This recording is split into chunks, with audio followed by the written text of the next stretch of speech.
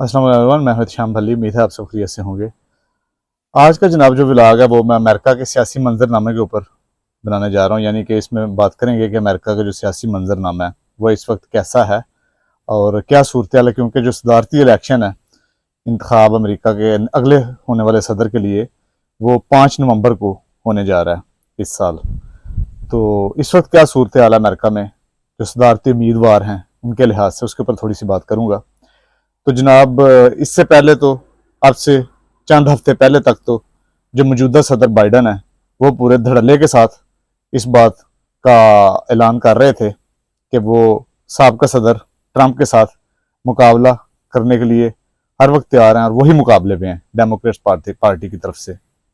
लेकिन उसके बाद उनको कोविड हुआ, कोरोना हुआ, और उसके बाद ऐसा लगता है कि उसका बहाना बना के उनकी बीमारी का उनको इस मुकाबला से पीछे कर दिया गया, क्योंकि उनकी अपनी जमात में से आवाज़ें उठना शुरू हो गई थी कि सदर बाइडन को जो है वो नॉमिनेट ना किया जाए सदर ट्रंप के मुकाबला में, क्योंकि सदर बाइडन की रेपुटेशन काफ़ी ख़राब हो चुकी है अपनी मौजूदा सदारत के दौरान। तो इसकी वजह क्या है, उनकी रेपुटेशन क्यों ख़राब हुई? उसके लिए जनाब मुख्तलिफ किस्म की आरा हैं, लेकिन जो मेरी अपनी ज़ाती राय है उसके मुताबिक तो उसकी वजह ये है कि अमेरिका का जो मुख्तलिफ किस्म की दुनिया के दूसरे इलाकों में होने वाली, खित्तों में होने वाली जो जंगें हैं उनके अंदर शमूलियत एक ये वजह है। जैसे कि रशिया और यूक्रेन की जंग में अमेरिका ने फुल सपोर्ट की रशिया यूक्रेन को, और अभी तक उनकी इमदाद जारी है। उसके बाद ये गजा की जो जंग है इसराइल की, वो भी, उसके अंदर भी अमेरिका की फुल सपोर्ट जारी है, और अमेरिका एक तरह का बिला वास्ता या बिल वास्ता कह लें फ्रीक भी है, उनको इमदाद जारी है। तो एक तो ये वजह हो गई। दूसरी वजह जनाब, इन जंगों की वजह से पैदा होने वाले हालात हैं। अमेरिका के अंदर भी जो महंगाई है उसकी सूरत हाल भी काफ़ी ऊपर चली गई, और बेरोज़गारी की शरह में भी थोड़ा सा इजाफा हुआ। इस वजह से भी सदर बाइडन को जो है लोग इतना अच्छे तरीके से ज़्यादा नहीं देख रहे। उनकी अपनी पार्टी वाले भी, मैं उनकी भी बात करूँ, डेमोक्रेट्स की भी, उसके मुकाबला में फिर आवाज़ें उठना शुरू हो गई कि इनको हटा के किसी और को लाया जाए, क्योंकि सदर ट्रंप के साथ उनकी एक जो डिबेट है वो भी हुई, सदारती मुबाहसा जिसको कहते हैं। उसमें भी सदर बाइडन कोई खातर खा जवाब नहीं दे सके सदर ट्रंप के मुकाबला में। तो ट्रंप की मकबूलियत जो है वो बहरहाल अभी जो हालात नज़र आ रहे हैं उनमें सदर बाइडन से ज़्यादा थी। उन्होंने फिर ये किया, डेमोक्रेट्स ने, उन्होंने कहा अच्छा चलें सदर बाइडन को यहाँ पे हम पीछे करते हैं। तो कैमला हैरिस जो कि वाइस प्रेसिडेंट अमेरिका की, उनको नॉमिनेट करके आगे ले आते हैं अपनी पार्टी की तरफ से। उनको जनाब फिर सदारती उम्मीदवार के तौर पे डेमोक्रेट्स की तरफ से कर दिया गया नामजद। अभी भी बहरहाल चहमगइयाँ हो रही हैं कि शायद इनको भी पीछे हटा लिया जाए, क्योंकि यहाँ पे अभी तक, आज तक कभी कोई औरत जो है वो सदर नहीं बन सकी, और ऑलरेडी उनकी पोजीशन कमज़ोर है डेमोक्रेट्स की इस वक्त ओवरऑल, जो मजमूई हालात हैं उनकी वजह से। इस वजह से सदर ट्रंप को बहरहाल अभी भी, मैं देख रहा था एक सर्वे, उसमें सदर ट्रंप की मकबूलियत अभी भी ज़्यादा है, कैमला हैरिस से भी ज़्यादा है।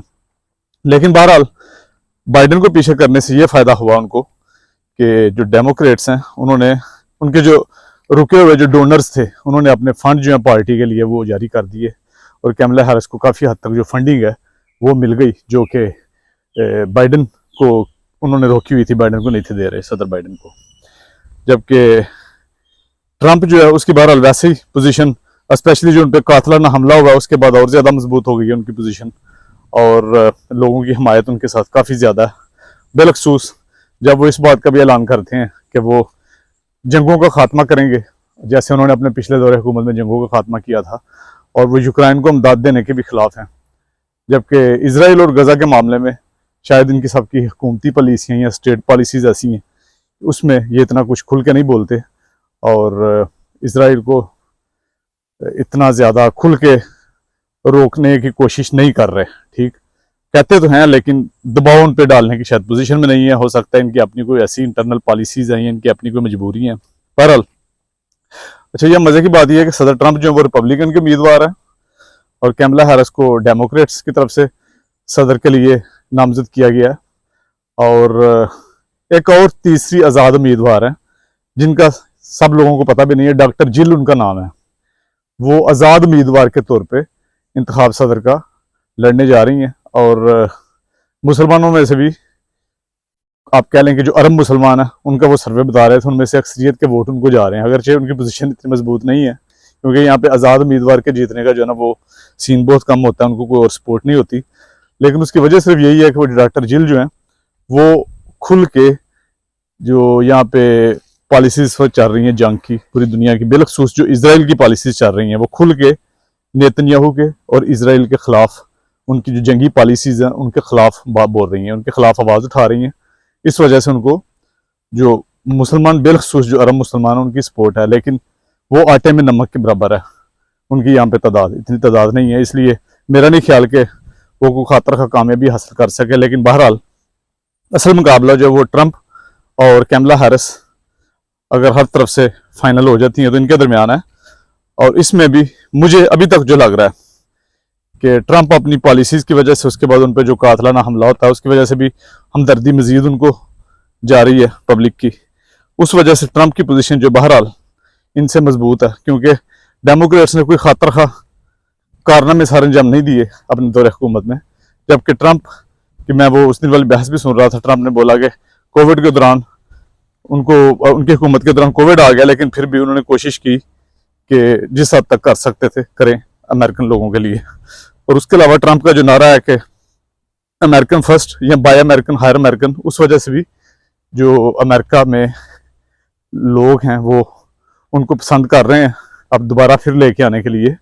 क्योंकि अगर बाइडन हुकूमत ने तो अमेरिकन लोगों की फेवर के लिए कोई इतने ज़्यादा काम किए होते जिससे कि इनकी महंगाई कंट्रोल होती या बेरोज़गारी जो है वो काफ़ी कम हो गई होती, फिर हो सकता है कि लोग ना उस ऑप्शन पर देखते। लेकिन अभी बहरहाल लोग दोबारा उनकी तरफ देख रहे हैं और उनको आजमाना चाह रहे हैं। लेकिन असल पता तो वो चलेगा इंतखाबात में कि कौन किसको वोट देता है और किसको लेके आना चाहता है। लेकिन बहरहाल ओवरऑल जो पोजीशन है वो ये है, और इन वजूहात की वजह से इन उम्मीदवारान को तरजीह दी जा रही है।